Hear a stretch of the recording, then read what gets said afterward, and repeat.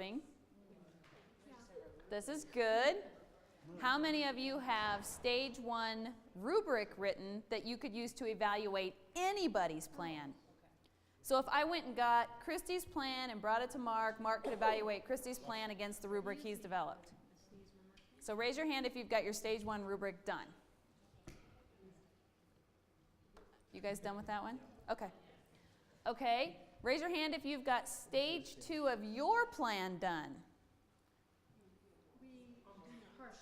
We're partially affected. Everybody else's plan.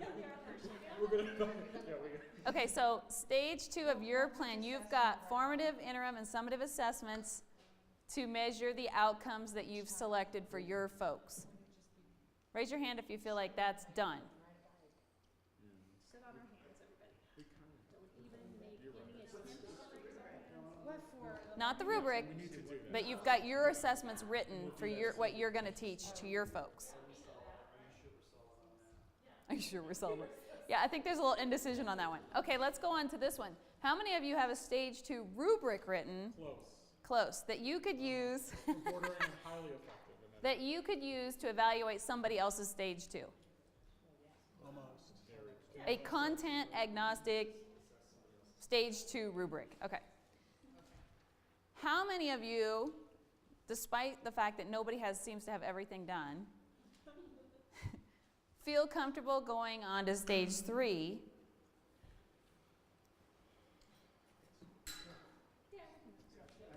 How many of you would rather just stay in stage 2 until you're done? All the green people are going to raise their hand.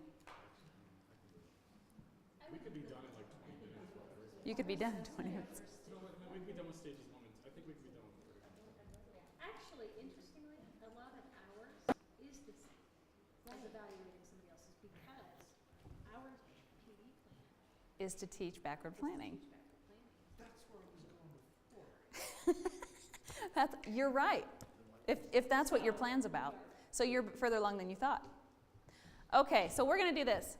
Because everybody works at different paces, but you're all kind of in about the same place, I think we should go ahead with talking about stage 3 so that those of you that are ready can start to move into this. All right, so stage 3 is like the most fun stage of all in my view. It's where we finally get to do what we've wanted to do the whole entire time. And that is literally lay out the strategies we're going to use to teach. Okay, here is an easy quiz question, I hope.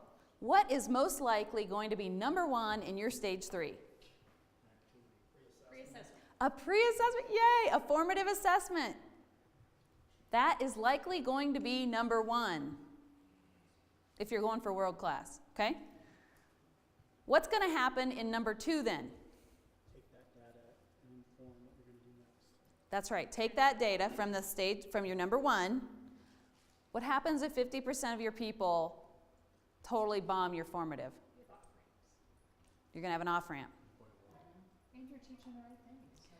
So here's what I hear from teachers. So I have to decide right now what I'm going to do with the people who don't get it? What's the answer to that? Yeah. Yes. Yes.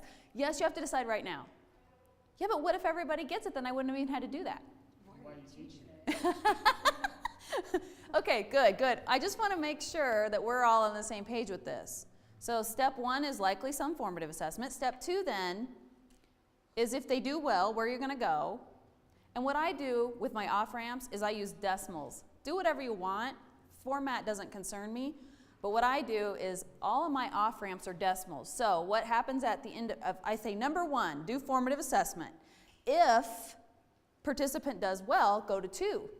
If participant does not do well, go to 1.1. And then I have a whole sequence of decimals, 1.1, 1.2, 1.3, and I know that those are simply an off-ramp plan. If everybody does well, I skip over that, go right to 2. Does that make sense? Okay. Now so what's another thing about stage 3? Is it possible that a learning activity is also an assessment? Yes. Oh, heavenly days, thank you. So, well, if this is my assessment, what's the learning activity? It can be both. Okay, now good, we're all on the same page. The best ones are. So we put in our rubric to evaluate. Look at us go. Look at us go. Okay, so here's the old blooms. And Judy, do we have the other one? Oh, no, we didn't put it in there. I asked Judy to add 2 other things below remember. Now I have one that says cut and paste, and then below that I have color. But I didn't want to be offensive, but I think it's funny. Seriously, like how many times do you walk through and they're putting a poster board together and the kids have no living idea what they're doing because they're just copying it off the internet and pasting it on the poster board. I walked through Ranchview Middle School last year and there was a poster board on the wall that literally there was a picture of JFK and it says, "This is JFK when he was alive." Yes, that's... Congratulations. Clearly he's not dead in that picture. I mean, what else would we have written there? And what is the outcome that we're shooting for? The ability to determine life or death? I mean, so I could have a lot, and by the way, I said all this to James, and he laughed too, he was fine with it. So to get up to evaluate and create is the goal, right? To not ask people to do something that is in the bottom. Now, here is the number one pushback I get from secondary teachers. But I have to teach them this, they have to know it first before they can create with it. So we all need to watch this movie together, and we all need to take notes on it, and then we all need to do this worksheet I've prepared. Are they right or wrong? They're wrong. And here's why.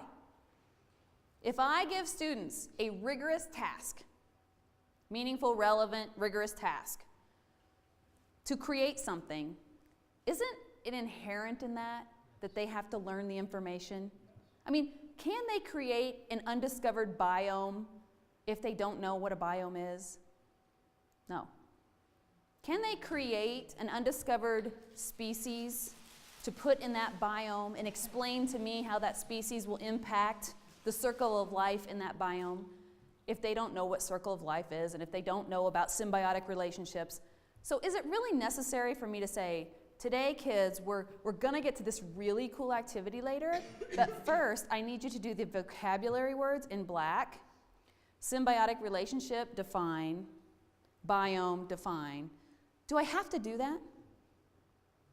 No, I do not have to do that.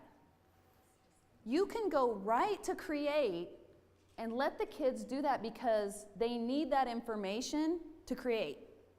If your rubric is really good, the kids will read the rubric and they'll go, geez, I got to find out what that stuff is. So I've tried to encourage secondary teachers, again, take a leap of faith with me here, friends. I said this to Deb, who's a really good teacher. I said, Deb, take a leap of faith with me. Take all that stuff that you have in stage 3 and put it in a Google site. The movies, the articles, the chapters, the vocabulary words, put it in a Google site and say to kids, here's this Google site of all these things I've collected for you, and you're welcome to use all of them. And here's what I need for you to do. Okay? And here's the rubric, and this is how I'm going to give you feedback on how well you did it. And oh, by the way, here's the creativity rubric also. And I'm going to give you feedback on how well you did on biomes and da-da-da-da, but I'm also going to give you feedback on how creative you were in the process. That is a huge leap of faith for our secondary teachers, and frankly, elementary teachers too. Although they don't articulate it that way back to me, but the secondary teachers do. They feel like they absolutely have to do the no.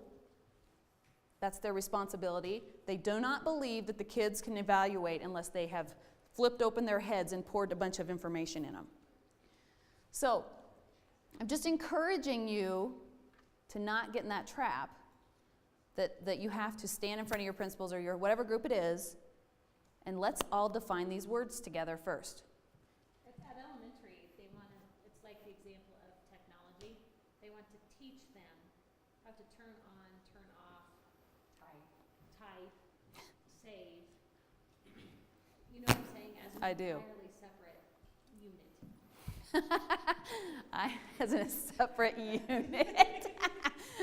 That's like somebody said, so I should have a creativity unit? No.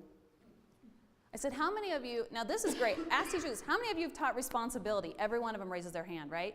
If you don't turn it in on time, you get an F. late to class, I do this.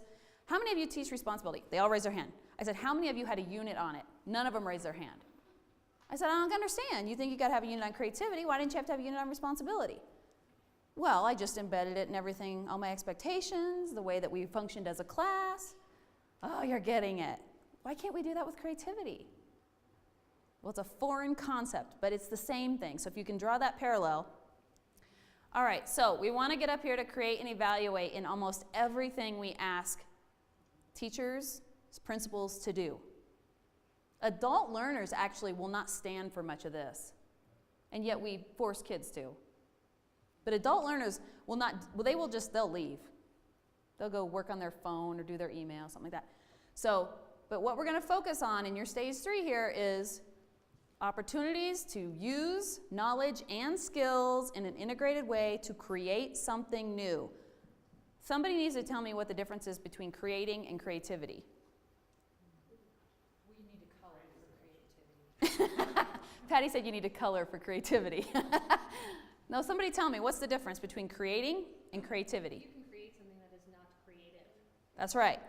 Dan, do you have something to add to that? Well, it might be similar, but what creating is taking pieces and putting something together, or creativity may be taking some pieces but adding another pieces that you have created to make it. Yes. So creating is simply, if Don taught me 3 new skills and some knowledge, and I take all that stuff and I create something new with it, that's creating.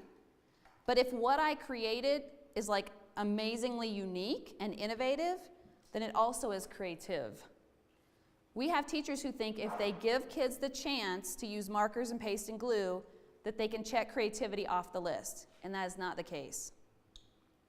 If you say in stage 1 that creativity is one of your 4 C's you're going to teach, you literally have to teach it. If you say collaboration is one of your outcomes, that doesn't mean you let kids work in groups. You can, but you have to teach them how to be more collaborative and give them feedback on how collaborative they are. Okay, so those are the big, and we already did this, create versus creativity. Creating is using knowledge and skills to build something new, and it may or may not be creative. Okay, and we talked about embedding the 4 C's where it makes sense. Let's see. So here's what you're going to do. You're going to add stage 3 to your plan. This is like your lesson plan. This is like step 1, I'm going to do this. Step 2, I'm going to do this. Step 3, I'm going to do this. Here's another thing. We talked about this earlier. I just want to reiterate. This is not about time.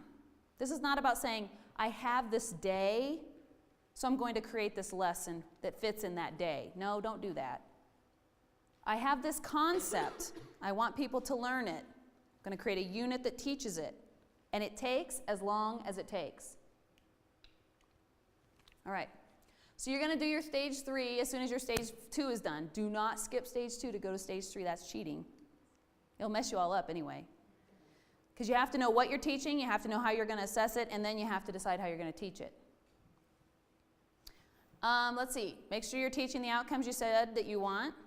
And make sure that if you put any 4 C's of those up at the top, that you also are assessing and teaching those. Okay. And then you guys can check the alignment on Bloom's, and we'll talk about what we're going to do if we're going to do that last piece. So the obvious piece after that will be a review with a group, because what I want to do is I want to just kind of spin around and hear some of the strategies you're going to use to teach in your stage 3. Kind of like we did with the outcomes where you posted them. I want to kind of do that with some of the stage 3 stuff. So we can all talk about at what level are they, because I've found more times than not that people think that you're creating and you're not creating. You're knowing. I know that sounds crazy, but it's very true. We're going to create a website all about slavery. Okay, the outcome though is not about websites. So are they creating? No.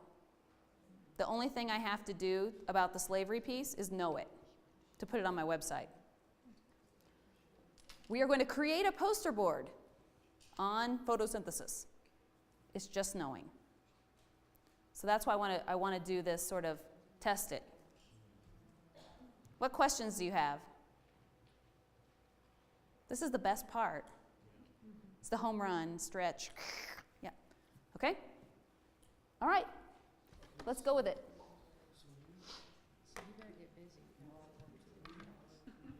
Just a second.